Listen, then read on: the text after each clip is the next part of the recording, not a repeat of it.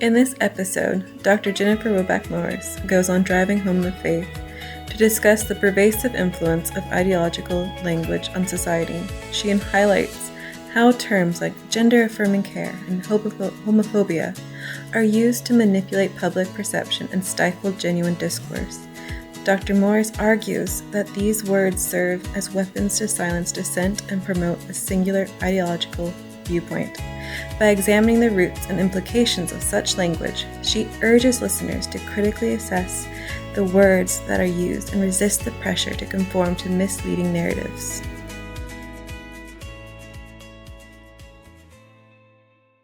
My next guest is economist Dr. Jennifer Roback-Morris. She's the founder of the Ruth Institute, a global interfaith coalition that helps Christians defend the family and build a civilization of love. Her most recent book is The Sexual State: How Elite Ideologies Are Destroying Lives. And Dr. Jennifer Roback-Morris, welcome back to Driving Home the Faith.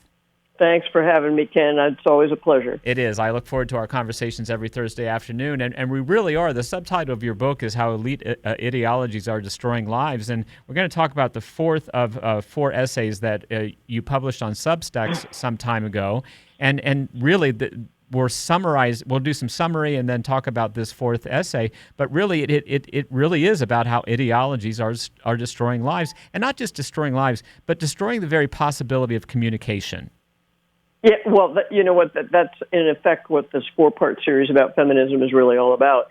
It's not about the tenets of feminism particularly. It's about the word itself and why I choose not to use it except under duress. You know, under extremes.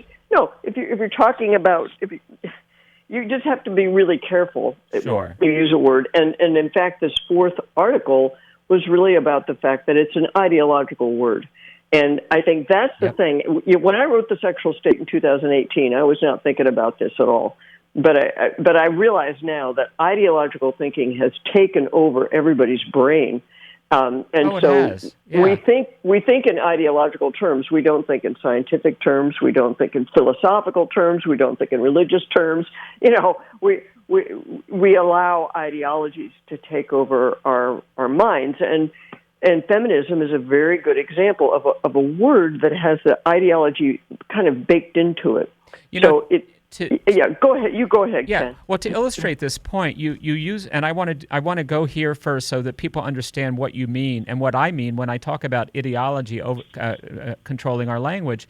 You use an example of at least three, three, and then I want to add one or two. So, for example, you use the term gender-affirming care. That it sounds like gender-affirming care, like diabetes care or cancer care, but it's not. It's an ideological term because it's rooted in a false understanding of what gender is or what sex is, and so gender-affirming care itself is a phrase that I could never use, you would never use, you would never use it. Why? Because the phrase itself is rooted in a false ideology, and therefore there's no true way to use the phrase gender-affirming care. Yes, and it's deliberately misleading. I can't believe that anyone spontaneously came up with this thing. No, I mean, right. Honestly, I can't prove this in a court of law, y'all, so don't quote me incorrectly, but I have an image of somebody at the Human Rights Campaign hiring a marketing firm. A PR marketing firm, yeah.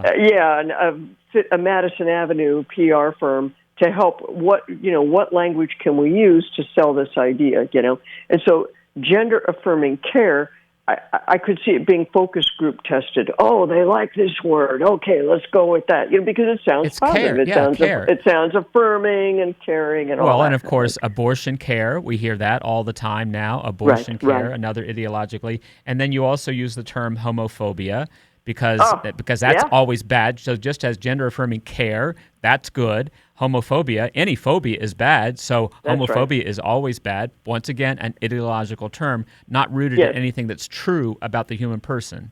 Yes, because, and this is one I'm particularly sensitive to. Full disclosure, I'm sure a lot of your followers, listeners already know this.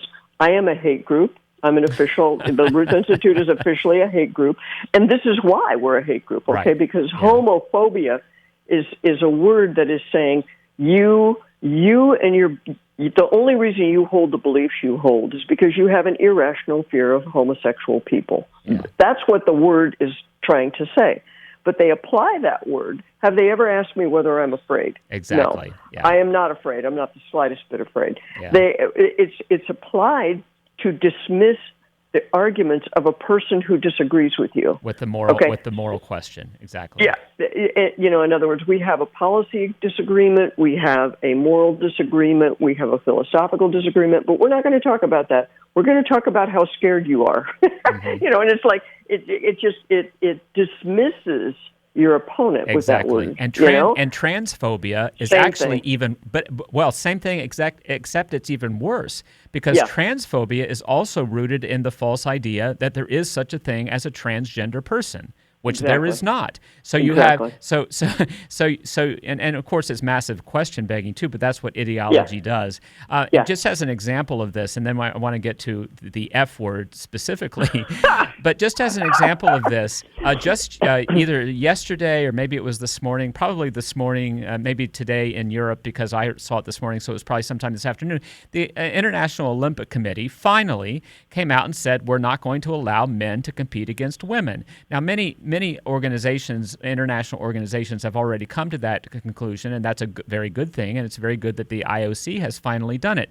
But Jennifer, every single headline says IOC bans trans women from Olympics. Every single one. Right. That is a perfect example of ideology, not facts, not reality, but ideology trumping science, trumping language, and so forth. And I'm not one of these people who complains about the mainstream media and the legacy media and conspiracies and all this stuff. But the fact is, the mainstream media has been captured. It has been captured by ideology when it comes to these issues. And the F word. The F word is another one. So let's talk. I don't think we should be afraid to talk about mainstream media or legacy media, whatever term you want to apply to it. They do have style guides, Ken. Right, okay? Exactly. They do have style guides. That's not a conspiracy. That's an open fact. Yes. Here's how you're supposed to address this question, this issue. Here's the language you're supposed to use and not use, and so on and so forth. And that trans women thing comes right out of that style guide. And in the style guide, there's no appropriate time to use left wing, but use right wing liberally. Is that literally true? You would think it by looking at the news reports. Maybe not. You're acting like you're succumbing to the conspiracy theory, man. Come on. All right. Let's get back to the facts of the style sheet. But you are right, and there's no question whatsoever that if we looked at the AP style sheet or the CNN style sheet, New York Times, Washington Post, they're all going to say trans women, not men who present as women or whatever. Exactly. Right. Yeah. Right. Exactly. So there are a lot of these words that are meant to channel your thought right down a certain stream. They don't want you looking to the left or to the right. They want you looking right at their little goal that they have in mind. And the words we've been talking about all have that feature. Their gender-affirming care is meant to keep you from asking the question, what is gender? What are we affirming? Is this really care? It's a package that's designed to seduce you into agreeing with it, to make it harder for you to agree. Of course, a lot of people don't agree with them, don't agree with these things, but you have an uphill battle because of the language, and that is why I think it is extremely important to never use their terminology. You must never use it. And that's why I don't say I'm an anti-feminist. Because don't use the term at all. They still are controlling the track. Yeah. Let's take a break. Let's take a break and come back, and then we'll just drill down specifically on feminism as an ideological term to wrap up our conversation. How about that? That sounds great. If you're in the market to buy or sell your home or office, but want to use a realtor who supports your pro-life values, you can rest easy when you select a realtor from Real Estate for Life. They are a worldwide network of pro-life real estate agents who will help you buy or sell your property. And the best part is, they'll donate a portion of the sale to a charity, like the Ruth Institute, at no extra cost to you. Find your local pro-life realtor at realestateforlife.org. And remember, select the Ruth Institute as your charity of choice. And I'm back talking with Dr. Jennifer Roback Morris about words and about how difficult it is to use them when two people have different definitions, or more importantly, when words themselves are rooted in false ideologies. And what we're going to do now in the few minutes that we have left this afternoon is talk to us, tell us about why the word feminism has ideological assumptions built into it, such that you don't even use the word to describe yourself as anti-feminist.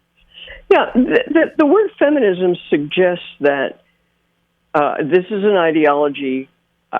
If I am a feminist, I am saying I speak for all women. Mm-hmm. I speak for women. And the dictionary definition doesn't really help us any, because it basically says, the advocacy for equal rights for women. Okay, but you never define what equal is. Right. Equal in what way? Yeah. And who in the world thinks they have the right to speak and advocate for every single person in a group like that is not voluntary? If I say I speak for my local Knights of Columbus chapter, that's fine, because I'm the president of the local Knights of Columbus chapter. I can do that legitimately, right? But to say I speak for all women, that's crazy talk.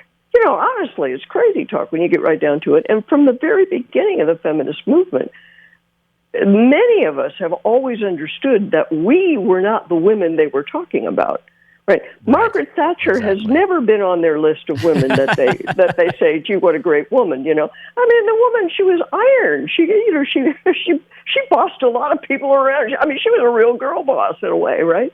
But I always intuited that they weren't talking about me, and that they didn't speak for me. In part, Ken, I'm just going to tell you, what I was kind of in high school, college when the whole thing started coming on the scene, and I'm looking around and I'm thinking, my mom is not oppressed. Mm-hmm. My mom runs this household. Mm-hmm. She has a part-time job. My dad has always been the primary breadwinner, but he is not the boss of the show by any means. It was like, no, this is not working for me. The idea that because he has a job, he's bossing everybody around. Now wait a minute. And then of course, as it became more serious, and I became had a greater understanding of what all they were about, and so on. It's very. I can't allow that group of people to speak for me. Right. And they don't all speak in one voice, and that is why. In one of these articles, I looked it up, and Psychology Today, I think it is, listed all the categories of feminism. They had 21 different categories of feminism. And I'm like, you don't need all those categories if you really all know what you're talking about. Yeah, exactly. And, and one of the things that when we critiqued the term homophobia and transphobia earlier. Now, there's not that I don't know anybody using the term gynophobia on the one hand, but on the other hand, feminism actually does function the same way as homophobia and transphobia, because if you're against feminism, you're against women. You're against women. Yeah. You're against women. Absolutely. You're a male chauvinist pig. But they have some... they have some pretty ugly words that they use on people, right? You're a misogynist if you don't agree with us. Right. You're against women, like you said. Male chauvinist pig was the first one that they came out with. And of course, misogynist is even worse than phobia, because that means that's hate. That's not even fear. Yeah, that's hate. That's so right. If you're not a feminist, exactly you must right. be a misogynist. Exactly. And so that it's a word that stacks the deck from the beginning. Even if so, I would just want to plead with people. Even if you agree with some of the policies that you think some feminists want, don't let them get away with this brandishing of a label. It's a weapon, okay? That is a word that is a weapon. It is intended to be a weapon. It's intended to intimidate you into silence. And one has to say it's worked pretty well. There are a lot of guys who are afraid to speak up on a lot of different issues because they don't want to be, they don't want to take the brunt of what it means to be an anti-feminist, and so it's really distorted. And I don't just mean this particular word, feminism. We have so many words in our language like that now. Oh, absolutely. Right. That prejudge in advance of ever putting out an argument. you're prejudging, and you're prejudging the person who opposes you. It's not doing us any good. I think this is why so many people feel lonely, why so many people feel confused, because unless you really think through what you're trying to respond to, you're going to get yourself tangled up. It's like a landmine, okay? It's like you're walking through a landmine. If you're not really careful, right. you're gonna blow up. Yeah, you don't know where it is. Yeah, and I don't want to get too deep in the weeds on some tricky philosophical concepts, but when I teach Catholic social doctrine, indeed when I teach a fundamental moral theology at the seminary, I use the first chapter of Alasdair MacIntyre's book After Virtue, which is called a modest suggestion. You know exactly what I'm talking about here, in which he suggests that moral languages, and I don't have time to go into the whole detail of his analogy, but in which he says that moral languages are our attempt to speak in terms of moral language is so confused because we have all of these competing moral theories that are not commensurate with one another, and therefore when two people use a word and think that they're communicating with one another, they actually are not. And for MacIntyre, this is not necessarily, and this is even aside from the ideological aspect of it. This is just the problem of trying to have a conversation with someone for whom words are defined by different stories or narratives or different claims of rationality. That's a problem, and that's a significant problem that theologians and philosophers have to address. Throw in the deliberate ideological distortion of language, and you're exactly right. That's why people are lonely. Lucinda Williams has a song, one of the lyrics of which is, "If nothing makes any sense, the loneliest person is the one for whom nothing makes any sense." And we have a difficult time making sense of things precisely because of our perversion of language. Yeah, that's so true. And this is a species of moral relativism. I guess you could say it's a spin-off. Yeah. It's a spin-off from the moral relativist position. I had this conversation with Father Rob any number of times, God love him, about the fact that it seems like when you say truth claims are oppressive, that if you say you're right, you're oppressing the poor person. The reality is that it's the poorest, it's the weakest who are protected by having words that have true meanings, because they can say the emperor has no clothes, and people go, yeah, he really doesn't have any clothes, whereas if we now have to debate about what clothing what clothes is. are, exactly. Right. Exactly. Well, once again, we're out of time, but thank you so much. We've been speaking with Dr. Jennifer Roback Morris about words that make conversation more confusing than clear because they're rooted in ideology. Thanks for being with us, Dr. Jennifer Roback Morris. We're off the air next Thursday for special Easter programming, but I'll talk to you in a couple of weeks. That sounds great. Thanks so much, and have a very happy Easter and great Triduum, since I won't see you before then.